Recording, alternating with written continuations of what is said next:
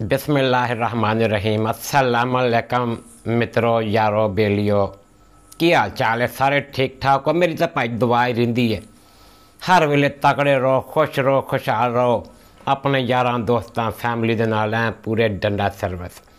सुनाओ की नवियां ताज़ियां? साढ़े कोलों की सुननियां? मुँह चक के कह दिंदे चाचा तू सुना। लो जी बेलियो, मैनू तो लग रहा है भी जिद्दां ना आपां अखीर दे कंढे ते पहुँचे हुए हैं। कंढा समझ दिओ ना, अखीरला कंढा, किनारा जिन्हों कहेंगे सिविलाइज्ड लैंगुएज बच्चे। सानू मित्रों लग रहे ने टैस्टर समझते हो, जिदा आप करंट चैक करने लिए नहीं उस साकट से टैस्टर मारी दा कि करंट हैगा कि नहीं हैगा। मेरा ख्याल है सानू टैस्टर लग रहे हैं। किदां पुछो, दसदा सुनो चाचा। देखो एक सीक्वेंस चैक करो, इस पुराने जमाने छड्डो, रीसेंट आ होनी दी देखदा। पहला टैस्टर वजा नमो सिर साल का करके फ्रांस ने अपनी पेश की थी। जरा थोड़ा मैं नाजरीन फिर तराज कर दे चाचा, बहुत रूड हो जाना।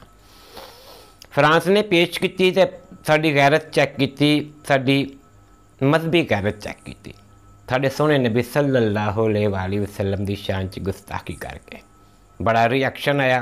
कुत्तिया हुई फ्रांस की। उन्होंने कहा भी बाकी आ ओके।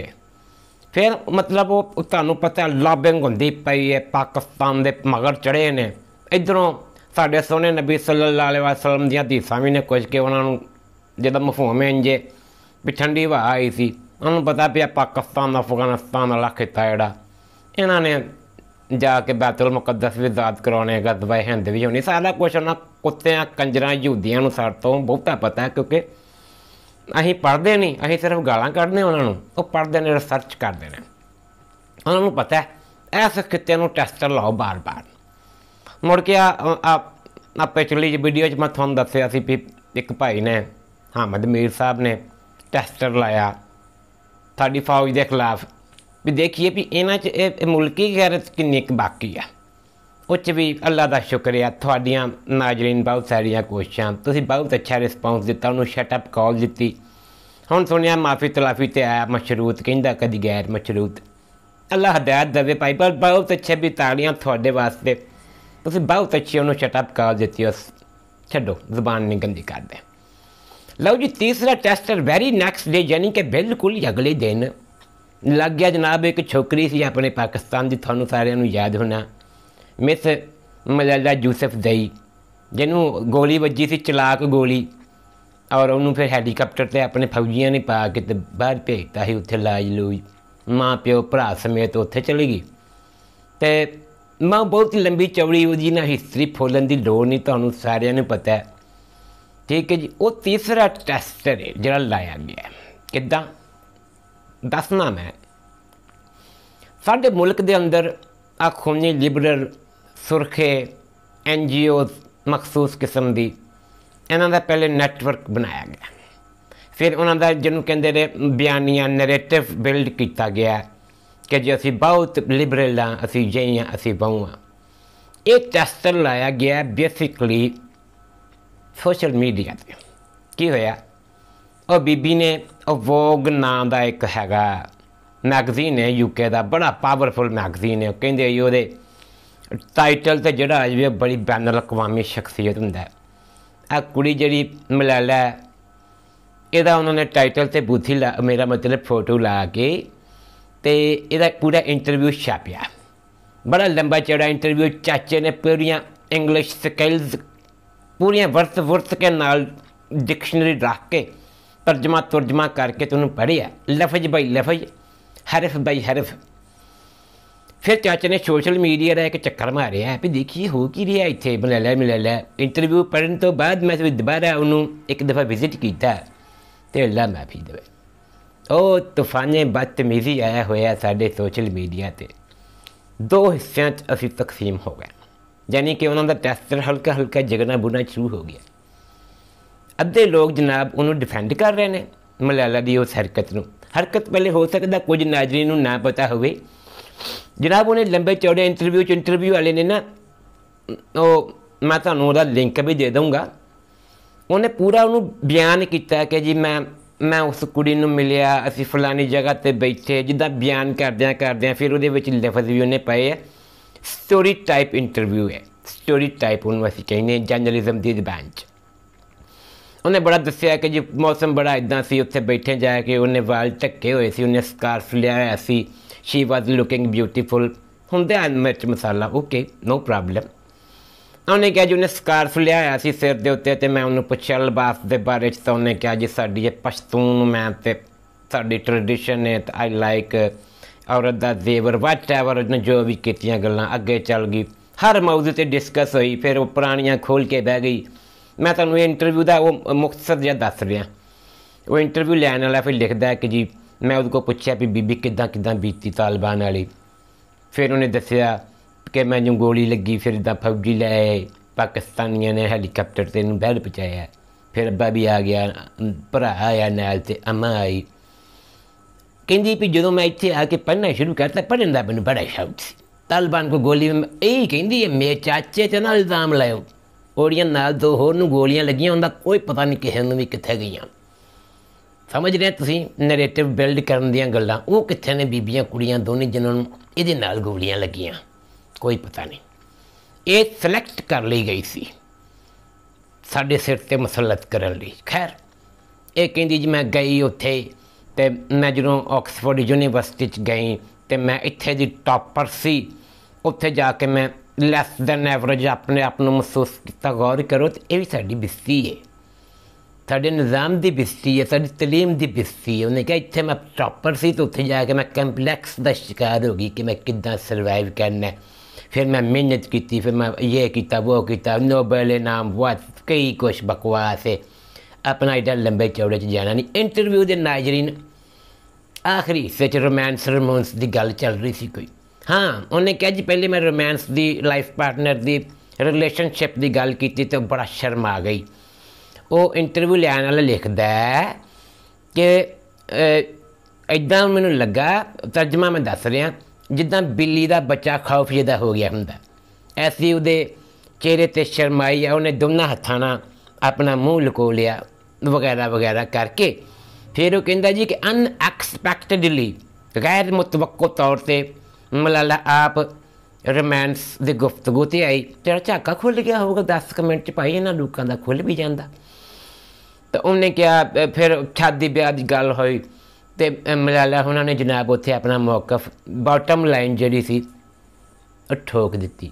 बॉटम लाइन की सी, कहती जी कि मैं तुहानूं तर्जमा ही दस रहा, तो पंजाबी का थोड़ा वाहियात भी हो सकता, कोई ऐसी गल नहीं, कोई ऐसी गल नहीं। मलाला हुणी कहती हैं जी कि जनाबे अली मैं परेशान इस गल तो हाँ कि दो लोगों को आपस च रहन वास्ते यानी कि मियाँ बीबी नूं विआह करन दी किहड़ी लोड़ है, यानी कि why they have to sign an agreement that is called in साडी ज़बान च निकाहनामा। उन्हें कहा कि जी मैं परेशान हाँ भी कई लोड़ है, दो लोग अगर नाल रहना चाहते ने तो वह चुप करके भी रही जा सकते हैं, ये वास्ते एग्रीमेंट या निकाहनामा साइन करने की किहड़ी लोड़ है। यह बेसिकली जी काउंटरवर्शल गुफ्तगू बनी हुई है और इत्ते लड़ाई चल रही। आज हुण अपने मुल्क की लड़ाई आंटियां NGOs बहुता पढ़ा लिख जाता जोड़ा तबका माफ़ करना दिमागी तौर पर हिल जाता। ਉਹ ਇਹ लोग जनाब उन्होंने डिफेंड कर रहे हैं। डिफेंड कमेंट किदां दे आ रहे हैं, मलाला पर वो अभी तंज कर रहे हैं जिनको घर में सालन नहीं मिलता, मलाला पर वो भी तंज कर रहे हैं जो मैट्रिक पास नहीं है वगैरह वगैरह। ओ भाई हया करो, टेस्टर लगा है, टेस्टर चेक किया गया कि तुसीं इहनूं तुसीं जरा गौर करो, चाचे दे नाल जरा थोड़ा जिहा जौरे पल नूं घुमो की प्रमोट करन लगी है। वो गुल मुकई वो जी 12 साल की फैर वजा हुण 23 साल की खूब रू बनी हुई है। ठीक है, लोग कहते हैं सियाको सबाक से हटकर, मैं मान लिया सियाको सबाक से हटकर, लेकिन बैनर सतूर गुफ्तगू भी क्यों की गई, क्यों किया गया कि मेरे ख्याल दे विच ते मैनूं ते इदां लगदा भी दो लोगों को रहना हो तो निकाह की जरूरत नहीं।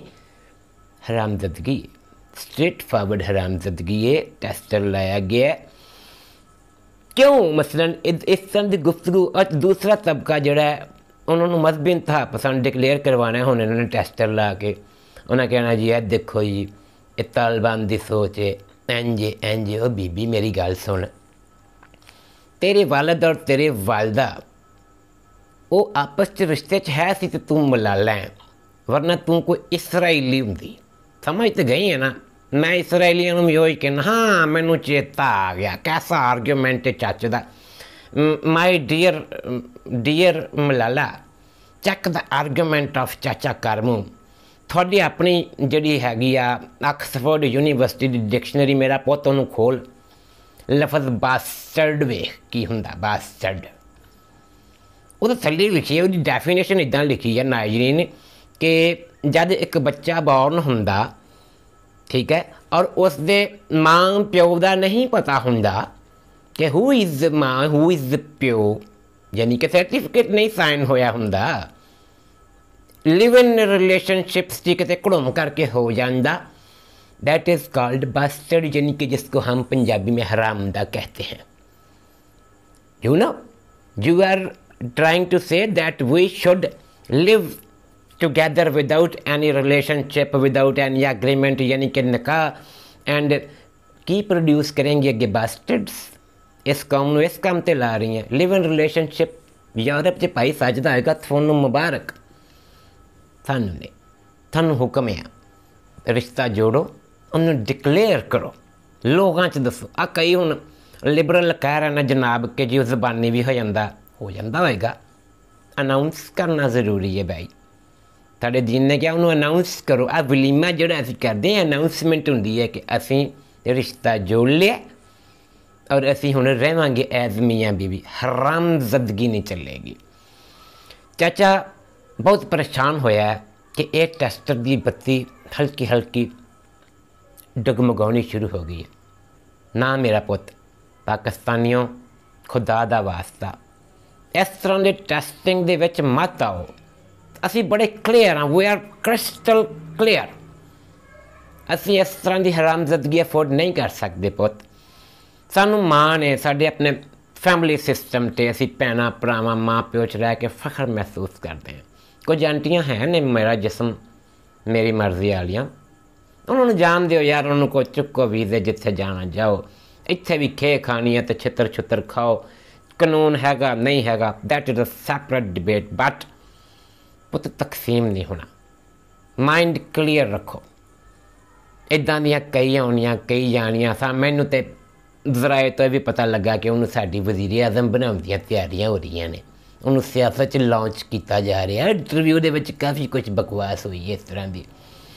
रिकमेंड मैं करदा कि तुसीं होश हवास नाल पूरा इंटरव्यू पढ़ो। चाचे ते बैड कमेंट बिल्कुल नहीं करने, मैं पॉजिटिव भी नहीं मंगदा नैगेटिव भी नहीं मंगदा, बट बहुत सोच समझ के मलाला की तरफदारी करनी है।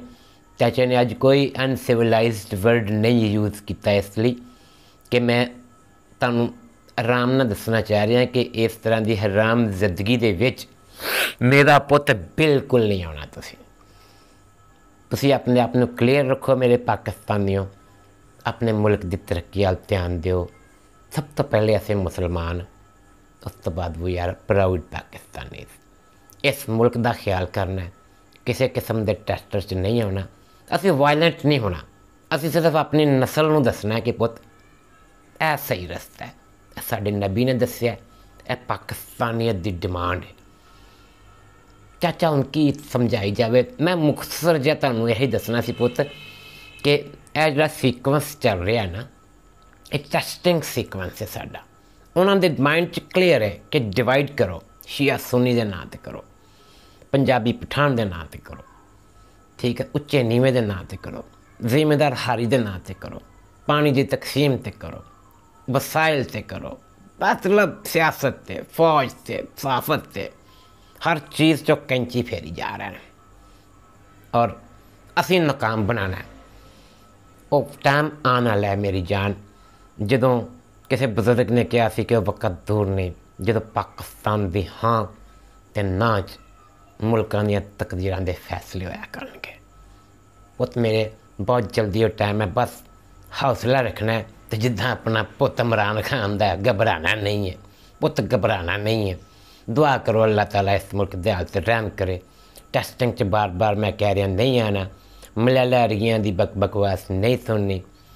असीं शादियां ब्याहां वालियां भाई सानू माफ़ी दे दिओ, असीं कोई लिविंग रिलेशनशिप वाले नहीं, कोई हरामज़दगी वाले नहीं। We are very clear. चाचे का अपना पॉइंट ऑफ व्यू है, अपना पॉइंट ऑफ व्यू जोड़ा सिविलाइज तरीके नाल कमेंट च दे दिओ। विसाख टीवी नूं पुत्त सबसक्राइब भी कर लो, सबसक्राइब कक्ख भी नहीं बधन दे उदन दे। चाचे दियां गल्लां बड़े स्वाद लै सुनदे हो। इनू पुत्त सबसक्राइब करो, दोस्तां नाल शेयर करो। पुत्त अपना ख्याल रखियो, दुआवां च याद रखियो। चाचा हुण चलदा, गर्मी हैगी है तो चाचा किहड़ा स्टूडियो च बैठा है, अपनी बैठ के बैठा तुहाडे नाल लग्गा रहिंदा। चलदा पुत्त, अस्सलाम वालेकुम।